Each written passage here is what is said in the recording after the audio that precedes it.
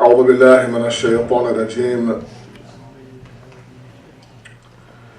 بسم الله الرحمن الرحيم.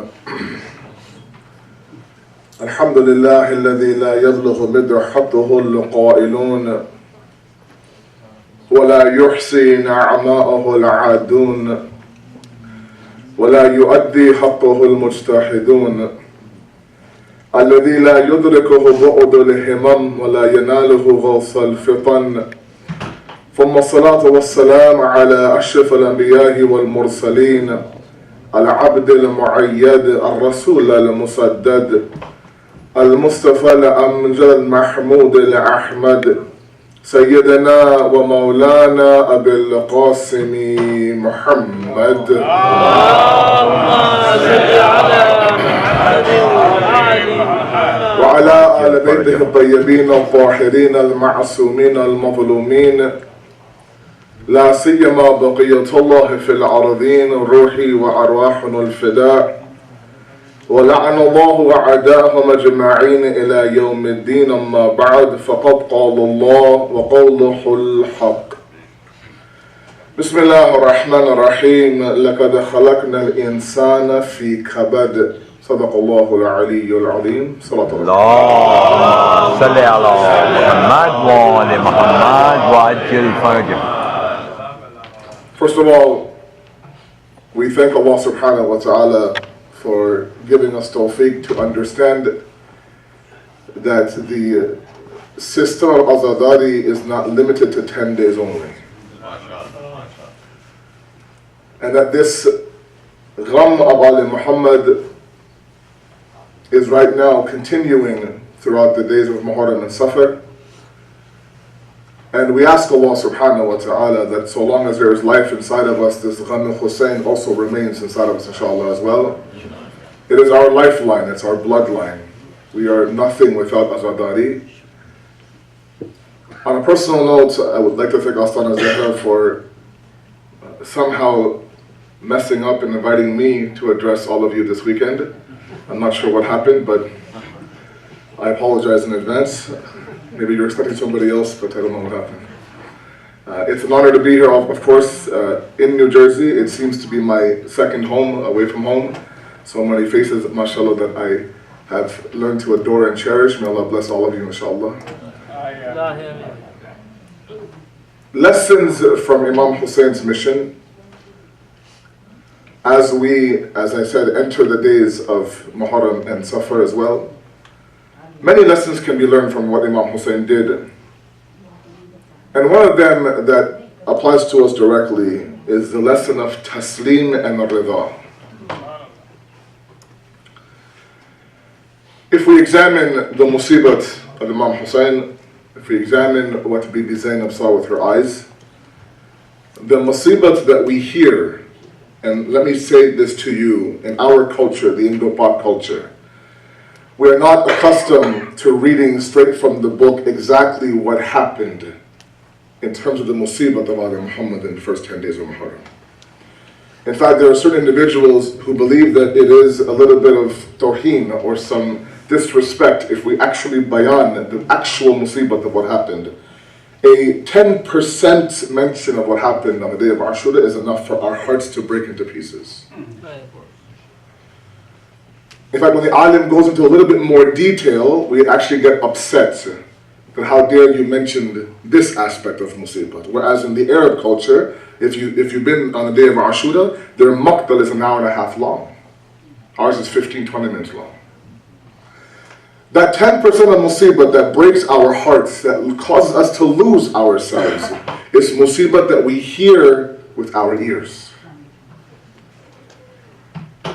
And yet we go to that Bibi Zainab, who saw even more than what we've heard with her own eyes.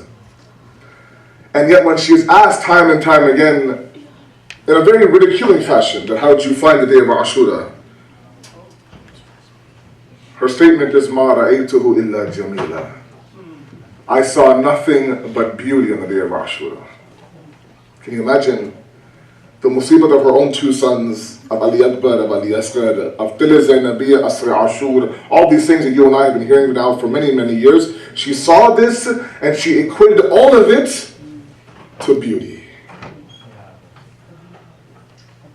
Or when Imam Hussein is standing there with a 6-month-old Ali Asad, a lifeless body of his, the blood of Ali Asghar on the beard of Abu Abdullah, and his only statement is what? رِضًا بِقَضَاهِ وَتَسْلِيمًا لِأَمْرِهِ.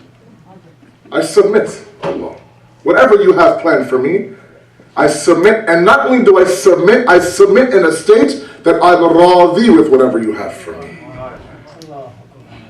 That's why the response comes from Allah, Ke Hussein, bas, that's enough, Hussein. Irji ila rabbiki radiyatan mardiyah. Come back to your Lord now. In the state that not only are you radhi with me, your Allah is also radhi with you as well, Hussein.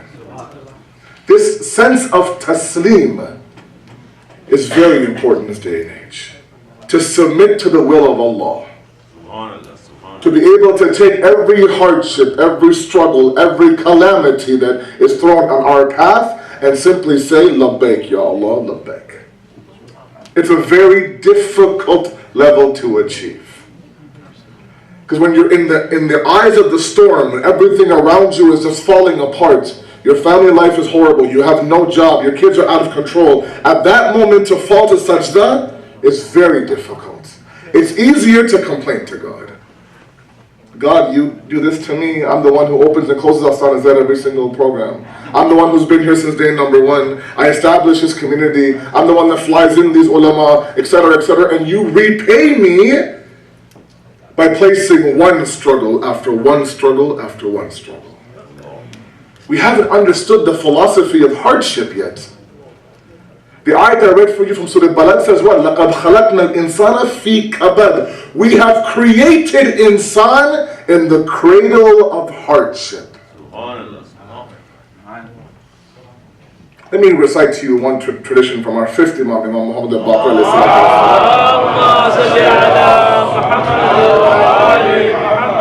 This member is making me nervous. I don't know how. If I fall over, someone catch me, please, inshallah. It's not made for guys like me, apparently.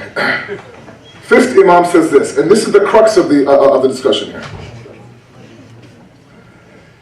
He says, and I really want my elders, and especially my youth right now, to listen to this very carefully. When Allah subhanahu wa ta'ala wants an individual to reach a level of spirituality, He places a very difficult calamity on his path. He says that certain individuals go through so much hardship to the point where the people around him send their sympathy and condolences to him. If they only knew what level Allah had planned for him, they would not send their condolences to him, they would send their congratulations to him. On the flip side, Allah subhanahu wa ta'ala places every luxury of this dunya at the feet of certain individual to seize their akhirat. And people around that individual congratulates this individual. Sallu ala Muhammad wa ala.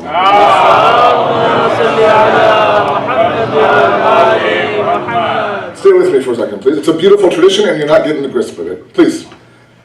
Individuals who are placed with one calamity after one calamity after one calamity. And we've seen them in our communities, right?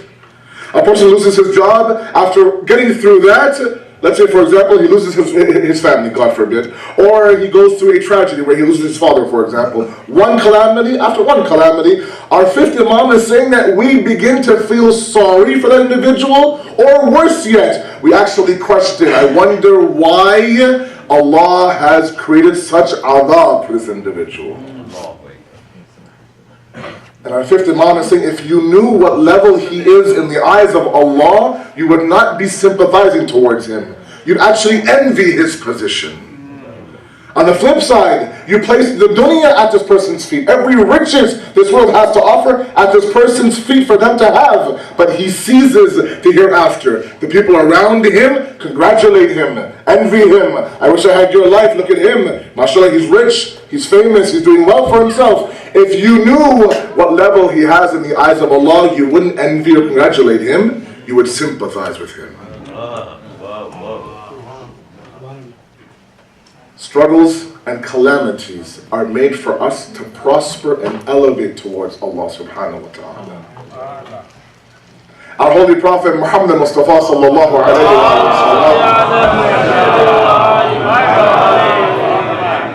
sallam, he would equate the love of Allah to the existence of hardships in his life. Meaning if 3 days passes and there's no hardship, he would complain to Allah, Allah, have you forgotten about me? Do you not realize I'm your Habib? Have you stopped loving your Habib? Meaning he would say to Allah that, look, your hardships is the perfect way of me knowing that you're still mawjood in my life. You're still there in my life. What do you and I do? We run from our calamities. We complain to Allah. We tell ourselves that everything is okay in everyone else's life. I'm the one who's drowning and going through quicksand. One philosophy of hardships that Shaykh Mutahari talks about is the idea that evil and hardships are relative in nature. They're not absolute. Many times you and I look to other people's lives and we envy that life, don't we? We wish we had that life. Look at him, he's got a perfect wife, mashallah, great children, a good stable job, a good economy, drives a nice car, everything is going well. I wish I had his life. And what we don't realize is while we're looking to that person, wishing we had his life, there are 10 other people looking at you, wishing that they had your life. I complained I had no shoes. I complained, it's not my shari, don't worry. I complained I had no shoes until I met a man who had no feet. Understand for a moment, it's relative hardships. What you're going through, the world has already gone through. That's why Amir al-Mu'mineen is telling my Mustafa that, look, learn from those who've lived before you. Don't reinvent the wheel. Do what they have done successfully and avoid what they have done unsuccessfully. It's very simple. Ask our parents in the audience. I always mention this at Beit al-Qam last year, I mentioned it, even now I'll mention it. The amount of struggle these individuals did to establish these types of idari in this country, our salams to them. Ask them how much hardship they went through. My father marhum used to deliver mail, had a flea market stall, overnight security, anything and everything to put food on my table, to put clothes on my back. But struggles and calamities are not to be run from. It's a part of daily life. And in fact, it's a tool used by Allah to elevate us towards Him. Sallu ala Muhammad wa ala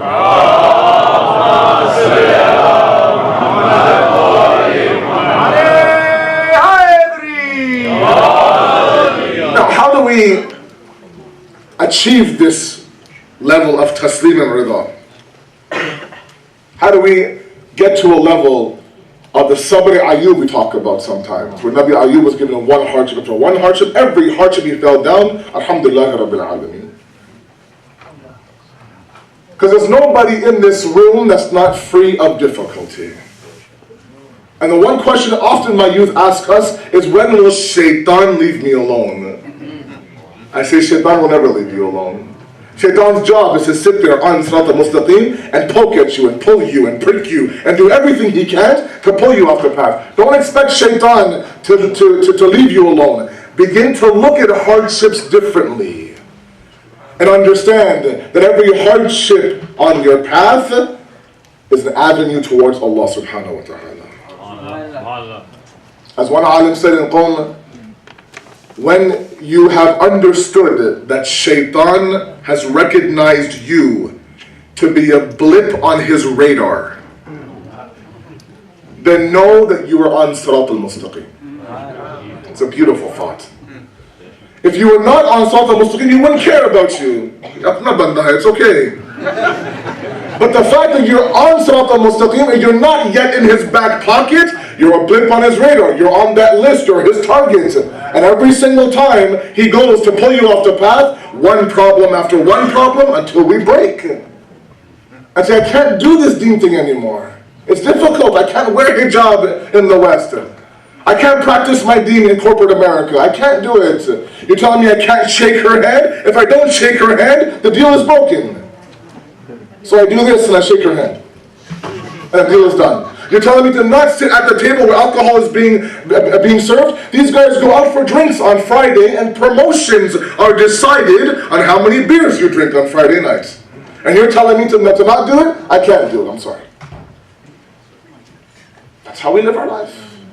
Almost as if you think the person who's signing the deal is this female who you're about to shake your hand. You don't understand. Wallahu khayrul raziqeen. You're upsetting your creator to make the creation happy, and you think risk will come your way? Come on. Where are we? Where's the deen of Islam? Let's not run from problems. In fact, God forbid, let's welcome them one by one. Now, what is the problem sometimes? Why we don't get to this level? As I'm asking you to recite a salawat, please move a little bit forward.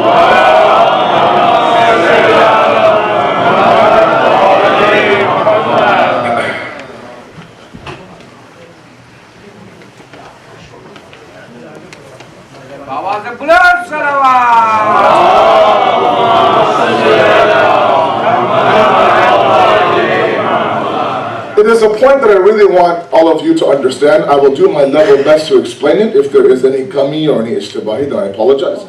It's a fundamental point about Tawheed. Sometimes the biggest problem on the path to taslim and submitting to Allah is our mindset and our understanding of God Himself. Oftentimes, and we've had this discussion several times with some of our youth here in other cities, that look, Sayyid, I didn't ask to be created. Nobody asked me, is it okay if we create you, bring you into life, throw at you every problem and hardship that there is, judge you based on that hardship, and then send you into heaven or hell eternally? No one asked me for my blessing. Nobody even texted me, called me, emailed me, said, would you mind if we did this to you? Put you through this suffering, and then if you mess up, you're in the hellfire forever. If you do good, you'll get heaven.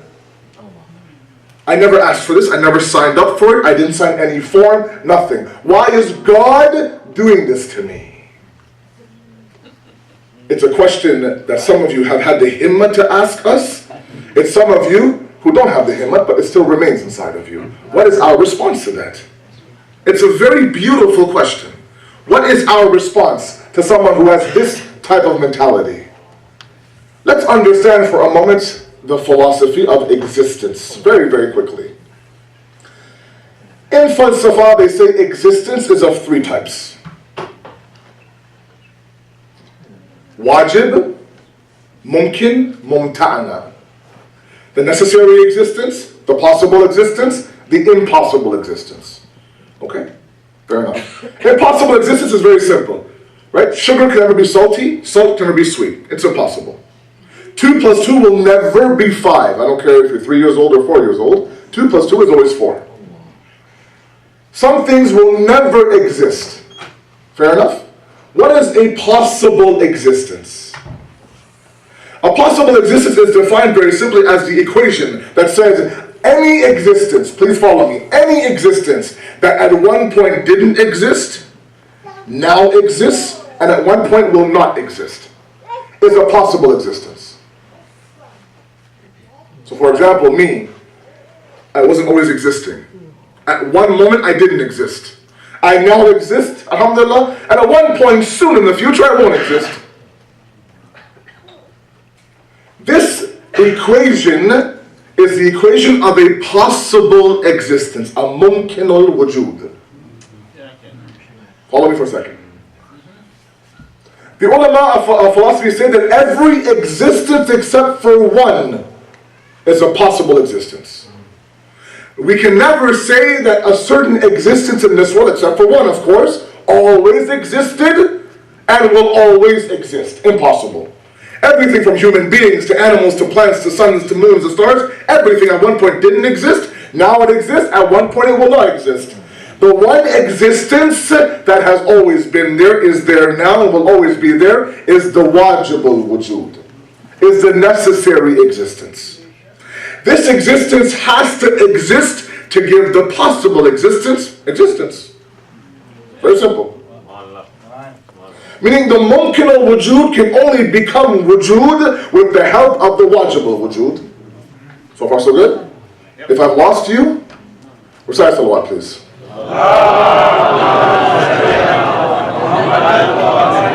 It works every time with all of you. I said if you are confused, recite salawat. And a lot of salawat came from this side of the room. I'm just saying. Anyways. First salawat.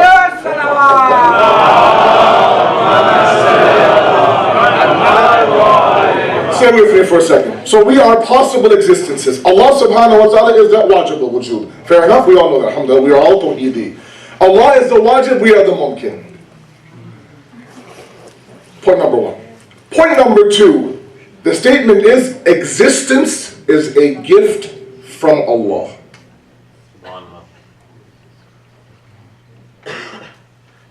Any choice between non-existence and existence will always be preferred. Agreed? As a mumkin al-wujud, at one moment I didn't exist. The fact that Allah in His blessings brought me into existence is a blessing from Allah subhanahu wa ta'ala. Correct? Okay. The example I'll give you is very simple. Let's say next year, if I end up coming to Astaana-e-Zehra, I come and Zain comes and picks me up at the airport. Now Zain, mashallah, is a good looking guy. He's got, nice fair complexion. His hair does amazing things sometimes. I don't know how he does what he does with his hair, but it's I wish I could do that, but I can't. I don't have enough hair in my head for that. And I say, you know what, Zain, I've been thinking about you throughout the year, one full year, and I brought him a nice gel pack. Mousse, gel, everything. I go, look, Zain, this is for you. One pack should be enough for one evening. Go ahead and use that gel and mousse. Okay? So I said, thank you very much. My gel ran out. I had no idea what to do, this and that. This is a question I have to pose to you now. Does Zain have any right to say, Sayyid, thank you for the gift. However, number one, I didn't ask for it, so take it away from me. Or number two, thank you for the gel. I could use a comb as well. If you don't mind, next time you come, bring a comb or a brush for me. This is the point now, the fact that I gave Zain a gift without asking him, without even informing him, has stripped him from the right to question the validity of the gift. Please understand this. Zain has no right to say, Sayyid, I didn't ask for it, get this gel out of my face. He'd say, Alhamdulillah, thank you very much, I really appreciate that. Thank you very much. It's very nice of you that you thought of me. The fact that Allah subhanahu wa ta'ala took us from mumkin al-wujud to wujud itself is a gift from Allah and has stripped us from the right to say, God, why'd you create me?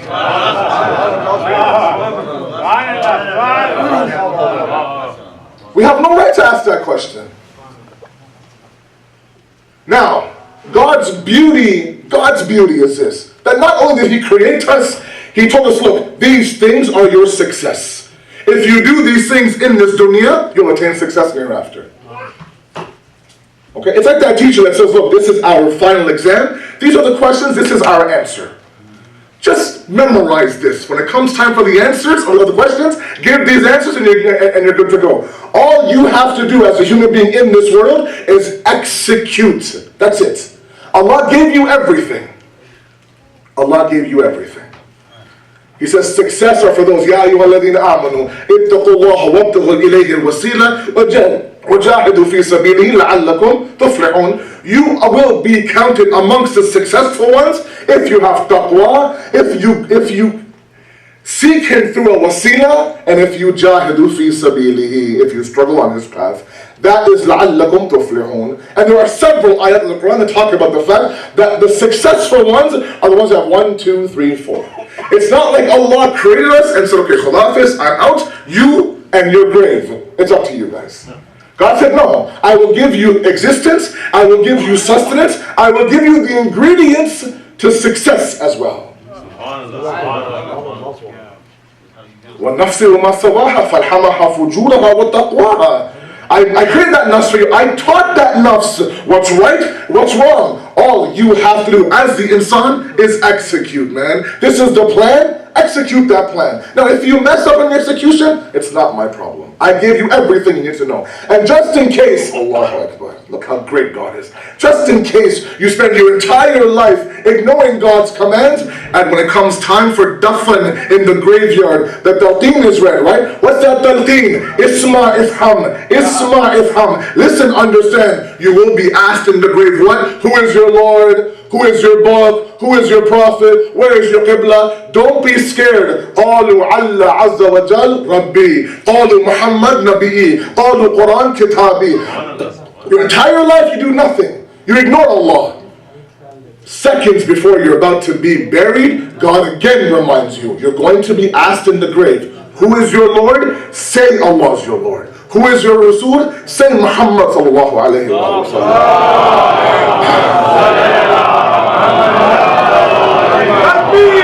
Allahu Akbar, Allahu Akbar, Allahu Akbar,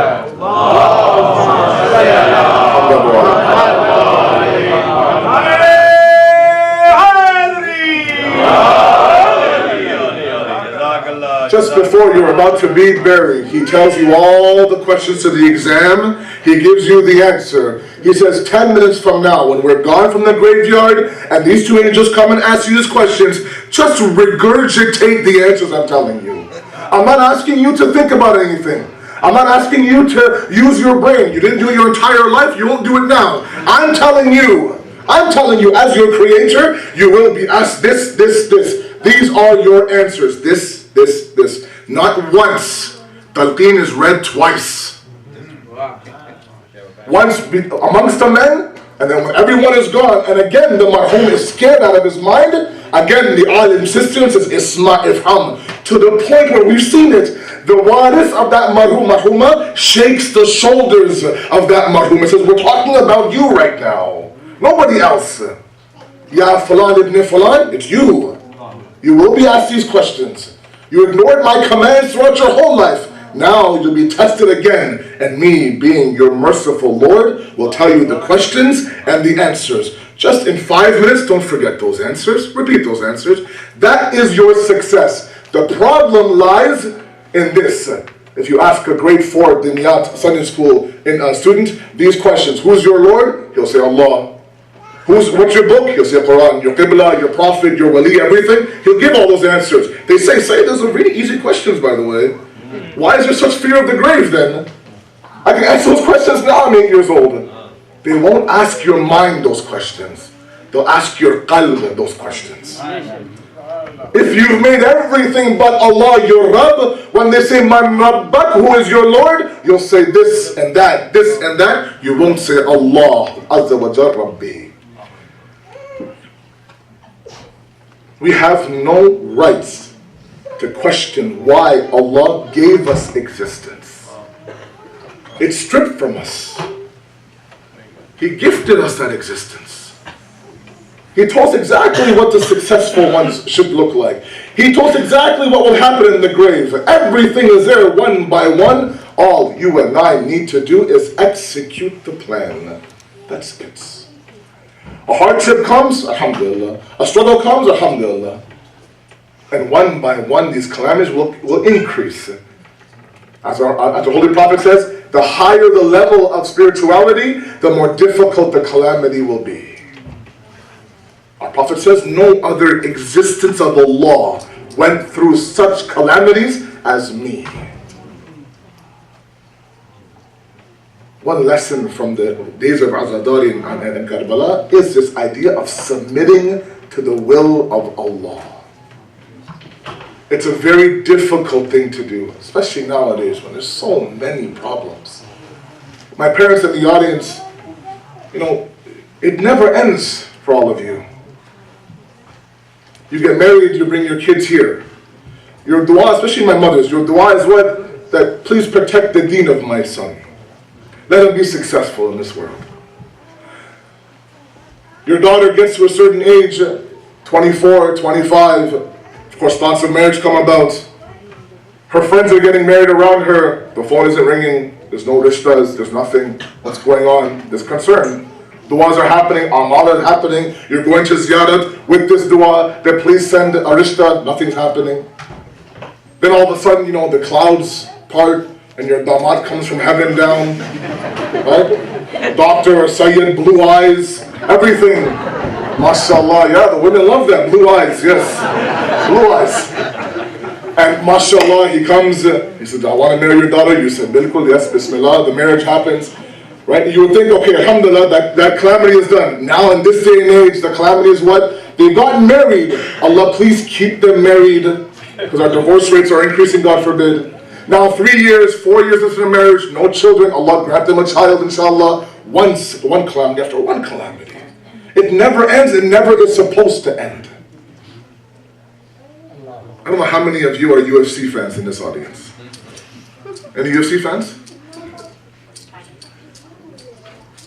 The example I often give is our battle with shaitan. And I really want my youth especially to understand this.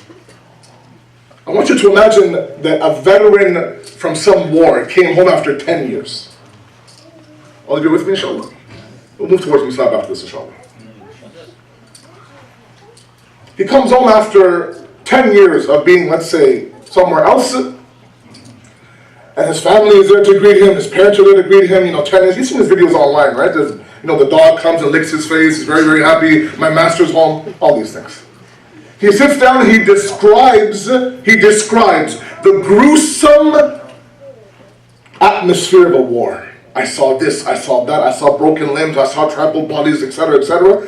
And his family is looking at him from head to toe and doesn't see a single scratch on his body. Nothing. Not even a pimple. Nothing on his face. The exact same way that we left him 10 years ago, he came back even more pretty. And he describes a war zone for us. And the first question that the family will have, if they have a himmat, will say, look, this war you're describing to us, were you in that war? He'll say, yeah, I was right in the midst of it, right in the middle. I carried my friends' bodies back to the camp. And yet there's no signs of a war on your body. Not one scar, not one amputated limb, nothing. It's one thing when you come back and one arm is amputated, you have big scars, you can say, yeah, I was through a war. Sometimes our youth especially, we fear the fact that shaitan might scar our bodies. We fear sometimes the fact that, look, I've been through a war, and sometimes the outer appearance of a war is the idea that you'll have scars, you'll have zakhmiya, you'll have scars, you'll have broken limbs, you'll have broken bodies, etc. That's the beauty of a war, and that's exactly what happens. But this is the key now. After that war is done and that dust is settled, are you still standing, or is shaitan still standing? Because the way that shaitan works with us is that he has in his hard drive a folder named Asad Jafri. He clicks on that. There's a list of things that Asad Jafri very easily moves towards and forgets about Allah. And shaitan has spent the past 30 plus years making this list of mine by testing me every so often. Throws one thing in front of me and sees, does he bite or not? Right? I'm walking through the mall and the song comes on. And he sees, is he lipping the words? Is he bouncing in his step? All of a sudden, does he actually like the song? You write down, Asad Jafri likes this song. And puts it in my folder. When there's a session of ghibat and backbiting, do you see Asad stays longer so he can get the latest 411 about the people in the community? Yes, he does. Might sell gossip and backbiting. And this list he creates. And by the way, I'm sorry, every single one of us has a folder in Shaitan's hard drive. Now some of you, mashallah, have empty folders. People like me have pages upon pages of things that he knows about me. And he uses that to pull me off the path. The ulama of akhlaq tell us that before shaitan understands what is it that pulls you off the path, you should understand what pulls you off the path. There will be moments where you trip and fall. There will be moments where you have scars on your body. It's all parts of the war with shaitan. You cannot sit there on the day of judgment and say, God, I was in a battle with shaitan. There's not one scar on your body. No, we're going to trip and fall. We're fallible individuals. There's going to be situations where the calamity becomes the best of us. How many times have our mothers complained that I've been asking and begging every single year? On Shab al-Qadr, I beg for my daughter, and now nothing's happening. And they begin to become hopeless to Allah subhanahu wa ta'ala. I said, there's no point in doing dua. There's no point in praying. These things have no effect. Sometimes, we have very, very beautiful tradition to talk about the fact that when a creation asks Allah for something, and I'll move towards Musab after this, when a creation asks Allah for something, He stops the angels from carrying out the fulfillment of that dua. He says, hold on. I miss the sound of their voice calling me. It's been such a long time since he or she has asked me for anything, and I know that the human being is such that the moment their dua is fulfilled, they'll forget about me. So please hold off. I enjoy when he begs me, when she begs me. Not in the sense of this ridicule or punishment, but in the sense that sometimes a lover and a beloved wants to hear the sound of their voice. So sometimes the problem is that the calamities and the struggles, Allah knows that until and unless I place this calamity in front of this individual, he will not remember me. Things are good, we forget Allah. Things are bad, the tasbih comes out. The beard gets a little bit longer. Right? As I said last year, our beards, mashallah, are fasli, not asli. They're seasonal. Once Ramadan comes, mashallah, nice thick beard. Eid comes and you're just, in the parking lot before you namaz. You're just making sure everything is nice and clear. Allah knows this. Allah knows the only way you'll come back to me is if I place a hurdle, a speed bump, a crack on the pavement where you stumble and fall, and you say, okay, Allah, I know you're still there. Let's begin to understand that Imam Hussein's mission was about sending lessons for us to live our life in this world. He gave his entire life for us to have a blueprint of what to do when. And one area was this idea that the musibat of Imam Hussein was so grand, but never once did we hear any shikwa, any shikayat, any complaint from the lips of Imam Hussein. Instead, after they were done trampling the body of Imam Hussein and severing his head on the Noke-Neza, those lips didn't recite anything but the ayat of Allah subhanahu wa ta'ala.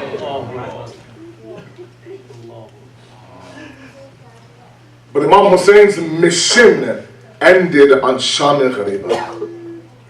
And Bibi Zainab's mission started on Sham-e-Ghariba.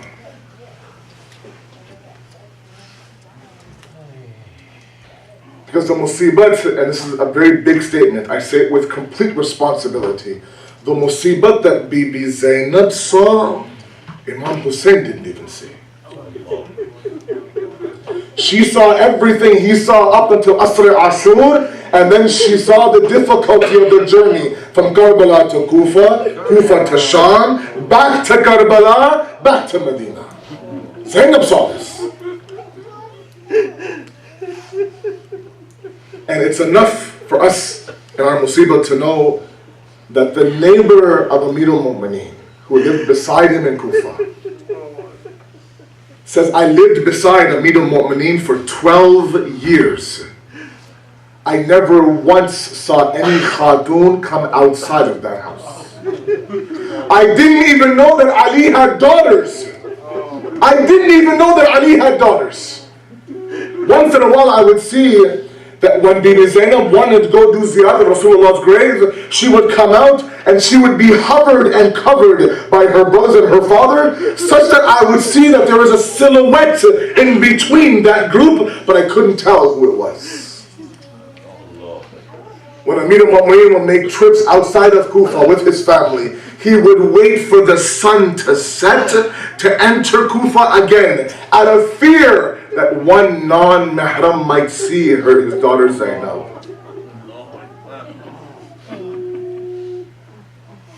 when he was hit with the sword of Ibn Muljim and brought back towards the house, on one side is Imam Hassan, on one side is Imam Hussein. When news broke to the ears of his daughters, they began to cry, naturally. It's at that moment that Ali forgot his pain. My brothers and my sisters, the strike of Ibn Muljim was so hard, it cracked through the skull to the bridge of the nose of Ali. And it was with poison. That's a very painful strike. But nothing was compared, no pain of his was compared to the sheer possibility that a Kufa man could hear the crying of Zainab. Hear the crying of Zainab. He forgot his pain. He said, Hassan Hussein, tell these people to go now from here. I don't want them to hear Zainab's cry. When he entered the house, he sat there in his namaz khana. They were brought in one by one. When he saw Hassan's tears, he said, Hassan, be patient. He saw Hussein's tears, Hussein, be patient. When he saw Bibi Zainab's one tear, they say Amir al-Mu'mineen began to cry. I said, Mawla, one tear, you began to cry. One tear. It's a good thing on Asr-e-Ashur, you weren't there with Zainab until Zainabiyah.